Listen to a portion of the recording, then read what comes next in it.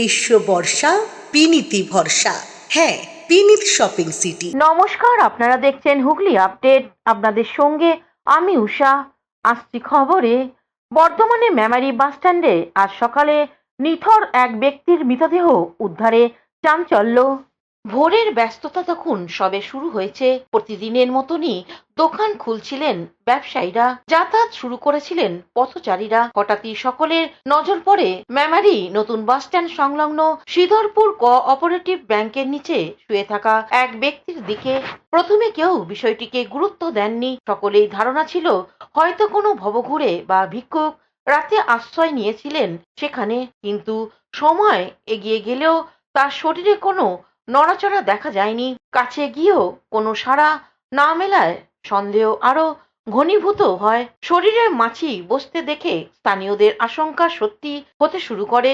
এরপরেই খবর দেওয়া হয় মেমারি থানায়। ঘটনাস্থলে পৌঁছে পুলিশ ওই ব্যক্তিকে উদ্ধার করে মেমারি হাসপাতালে নিয়ে গেলে কর্তব্যরত চিকিৎসক তাকে মৃত বলে ঘোষণা করেন। পরে দেহটি পুলিশ হেফাজতে নিয়ে যাওয়া হয়। মৃত ব্যক্তির পরিচয় এখনো জানা যায়নি। স্থানীয়দের এক অংশের দাবি, তাকে প্রায় বাসস্ট্যান্ড এলাকায় ঘোরাফেরা করতে দেখা যেত। কেউ মনে করছেন দীর্ঘদিন অনাহারে থাকার কারণে তার মৃত্যু হয়েছে, আবার কেউ শারীরিক অসুস্থতার সম্ভাবনা কথাও উড়িয়ে দিচ্ছেন না।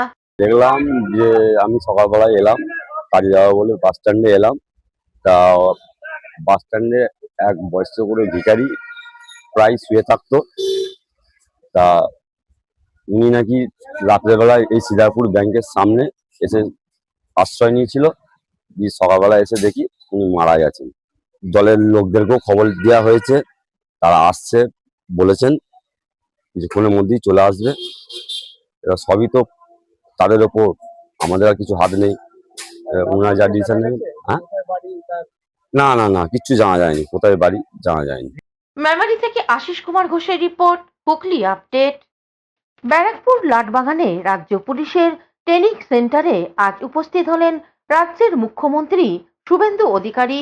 পশ্চিমবঙ্গ রাজ্য পুলিশের ট্রেনিং সেন্টার ব্যারাকপুর লাটবাগানে উপস্থিত হলেন রাজ্যের মুখ্যমন্ত্রী শুভেন্দু অধিকারী। তিনি এখানে পুলিশ কর্মীদের অভিবাদন গ্রহণ করার পাশাপাশি এখানকার যারা পুলিশ কর্মী রয়েছেন তাদের সাথে একসাথে মধ্যাহ্ন ভোজন করেন। আর মুখ্যমন্ত্রীর সাথে আহার করে স্বাভাবিকভাবেই খুশি পুলিশ কর্মীরাও। প্রত্যেকের বক্তব্য তাদের এই ধরনের মধুর অভিজ্ঞতা প্রথম হলো। মুখ্যমন্ত্রী শুভেন্দু অধিকারী পুলিশ কর্মীদের উপর বক্তব্য রাখতে গিয়ে বলেন, অনেক অনেক খুব খুশি, এটা খুব প্রাউডফুল মোমেন্ট আমার জন্য, আমাদের জন্য, সবার জন্য।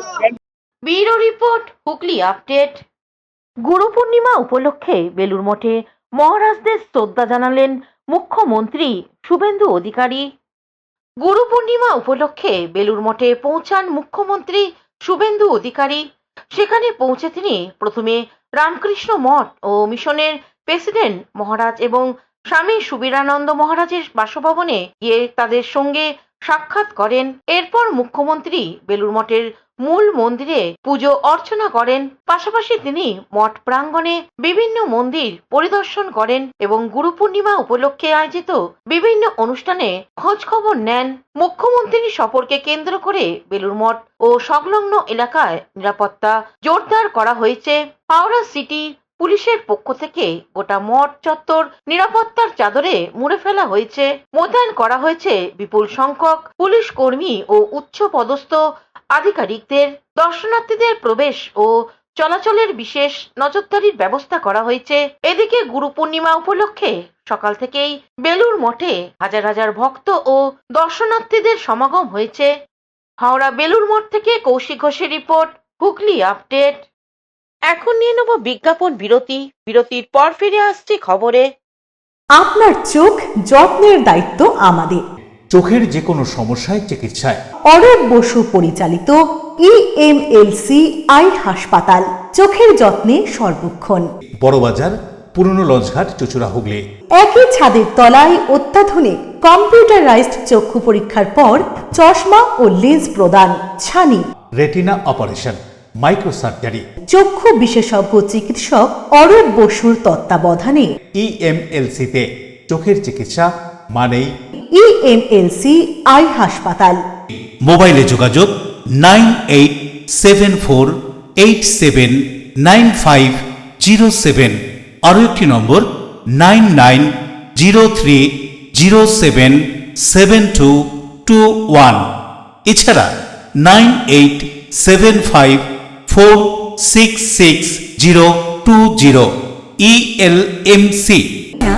is a holistic weekend destination for friends, family, and couples and offers magic to soothe your body, mind, and soul.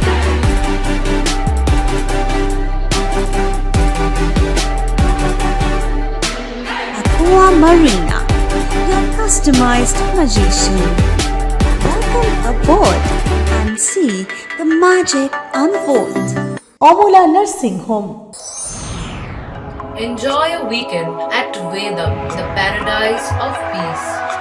A home away from home.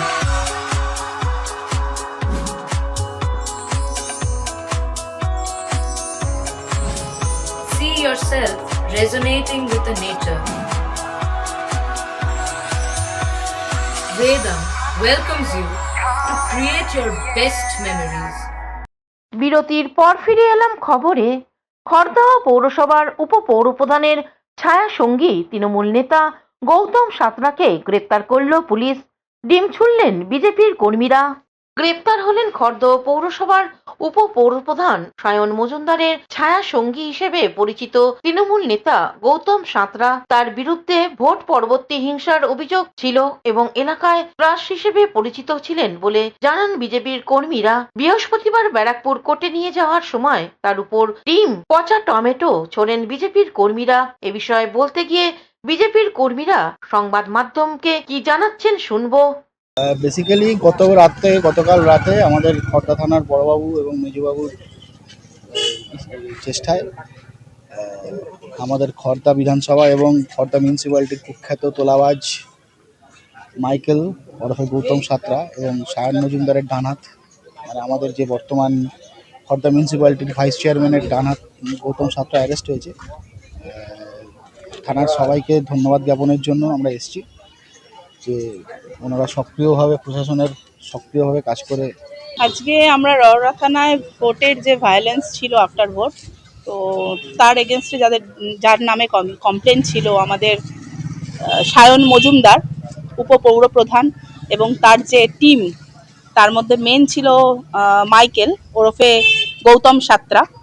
তাকে গতকালকে রওরা থানার পুলিশ অ্যারেস্ট করে। তো আমরা সেখানেই আজকে জমায়েত হয়েছি কিছু থেরাপি দেওয়ার জন্য। দেখা যাক আমরা কি থেরাপি দিতে পারি। Bureau report, Hooghly update. 4 বছর বন্ধ থাকার পর খুলল পানিহাটির ফেরিঘাট, উদ্বোধন করলেন বিধায়ক।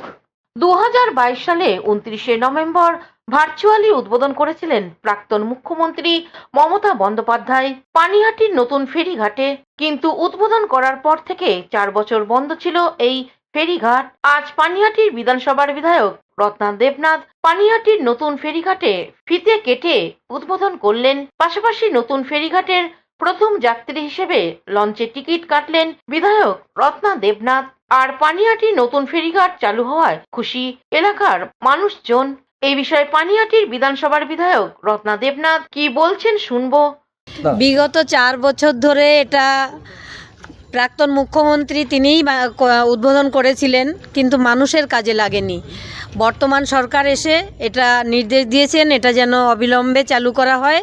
তাই আজকে আমি এসেছি, এটা মানুষের যাতে সুবিধা হয় তার জন্য এই জেটিটা চালু করার জন্য। মিউনিসিপ্যালিটির লোকেদের উপস্থিতিতে কিন্তু এক্সিকিউটিভ অফিসার একটু আগে আমাকে জানান তার বাবার শরীর খারাপ, অসুস্থ, উনি আসতে পারবেন না, বাবাকে নিয়ে হসপিটালে গেছেন। তাই মিউনিসিপ্যালিটির ওনার সহযোগীরা এসেছেন, উনি আসতে পারেননি। অন্যদিকে স্থানীয় বাসিন্দা মাখনলাল মজুমদার অটো চালক রবি কুণ্ডু কি জানাচ্ছেন শুনবো। খুব ভালোই হলো, দিদি তো পারলো না, রত্না দিয়ে আজকে উদ্বোধন করে গেলেন, তাতে আমরা খুব খুশি।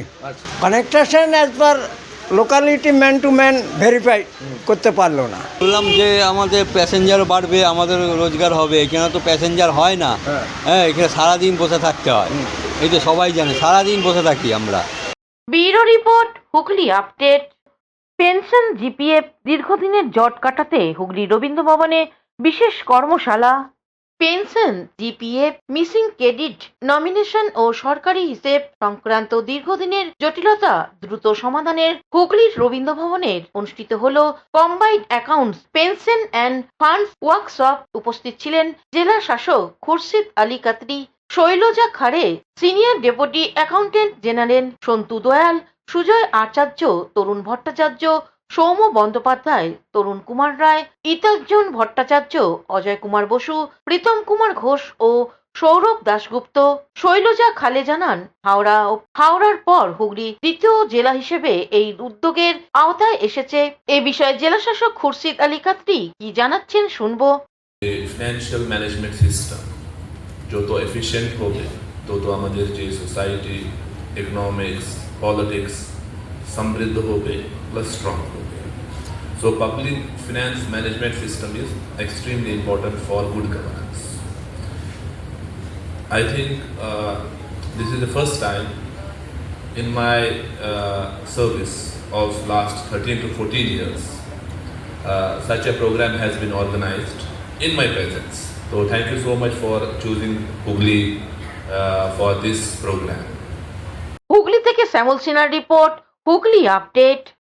এখনকার মতন খবর এই পর্যন্তই। প্রতিদিন দেখুন হুগলি আপডেট। নমস্কার।